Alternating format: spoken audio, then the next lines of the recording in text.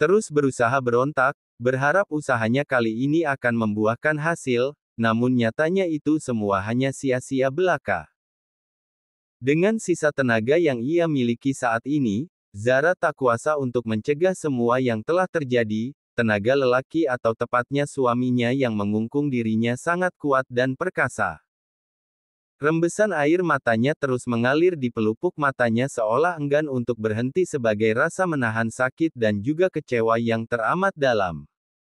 Dan itu bukanlah waktu yang sebentar.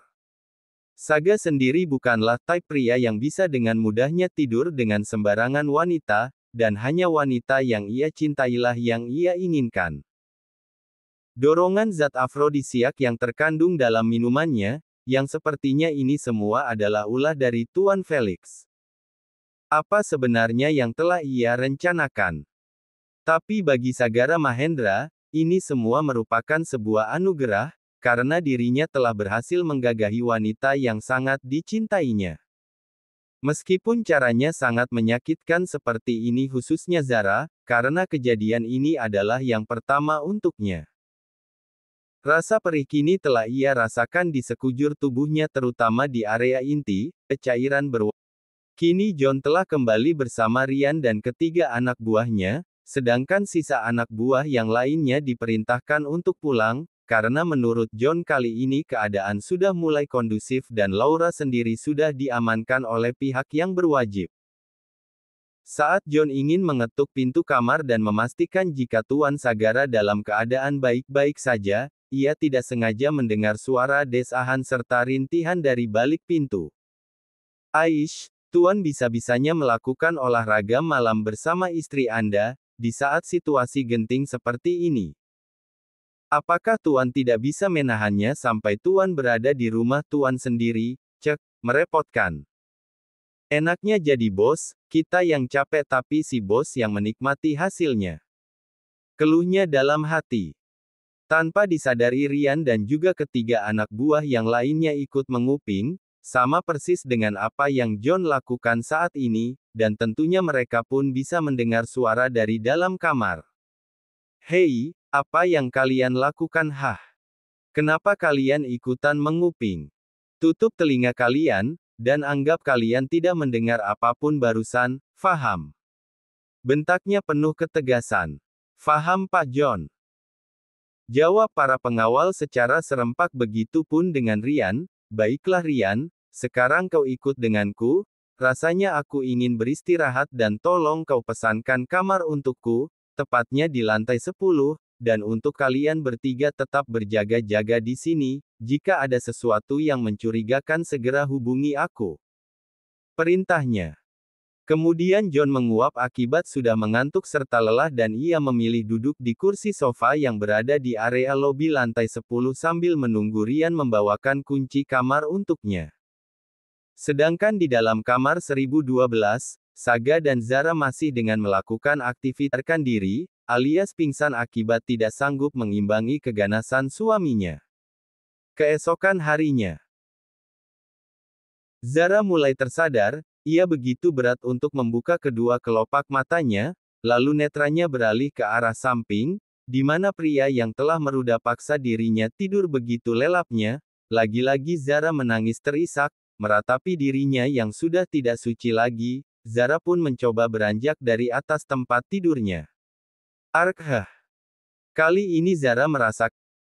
Setelah selesai membersihkan diri, akhirnya Zara memutuskan untuk segera pergi dari dalam kamar tersebut. Ditatapnya wajah Sagara dengan tatapan penuh kebencian.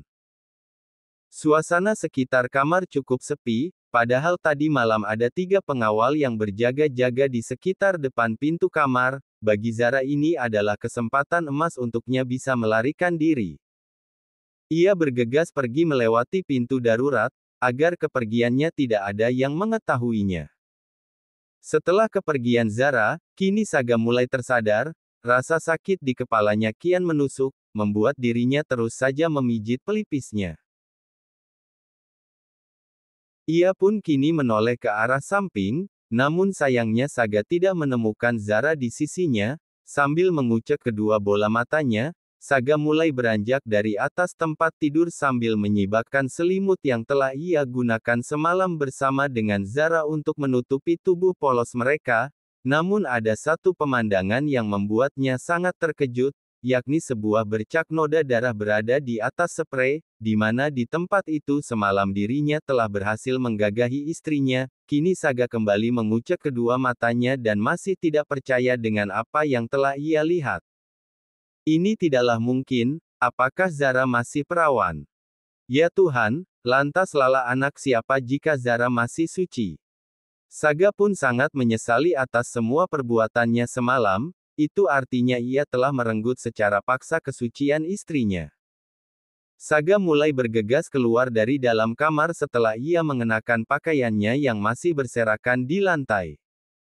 Ketika pintu kamar dibuka, ia cukup terkejut saat mendapati John dan keempat anak buahnya sudah berada di hadapannya. Akhirnya Tuan sudah bangun juga, pasti malam ini tidurnya Tuan sangatlah nyenyak. Sindirnya secara halus. Saga malah tidak menanggapi ocehan dari John. Di mana istriku John? John dan keempat anak buahnya merasa syok atas perkataan dari tuannya. Loh, bukannya Nyonya semalam tidur bersama Tuan? Tanyanya dengan dahi mengerut. Iya, memang semalam Zara tidur bersamaku, tapi setelah aku bangun dan tersadar, Zara sudah tidak ada di sampingku. John pun menjadi kalang kabut. Andai saja barusan ia tidak melakukan briefing terlebih dahulu di kamarnya bersama keempat anak buahnya, pasti dirinya tidak akan kehilangan jejak Nyonya Zara. Mereka pun bergegas untuk segera mencari keberadaan Zara, sedangkan Saga, ia tampak kesal akibat pekerjaan anak buahnya yang tidak becus menjaga istrinya. Kalian semua benar-benar otak udang, tidak berguna. Omelnya sambil meneriaki keempat anak buahnya termasuk John. John sendiri benar-benar sangat menyesal atas perginya Nyonya Zara yang secara tiba-tiba. Kini Zara telah berada di sebuah taman yang letaknya cukup jauh dari perkotaan, ia sendiri tidak sadar karena si supir taksi online telah membawanya ke tempat ini, padahal tadi ia sempat berbincang dengan sang sopir, jika dirinya sedang mencari tempat yang bagus untuk menenangkan diri. Dan di taman inilah sang sopir telah mengantarkannya, menurutnya ini adalah tempat yang sangat cocok dengan keadaannya saat ini. Dari atas bukit dekat taman, Zara berteriak dan memaki suaminya, sumpah serapah telah ia luapkan sebagai ungkapan rasa kekecewaannya.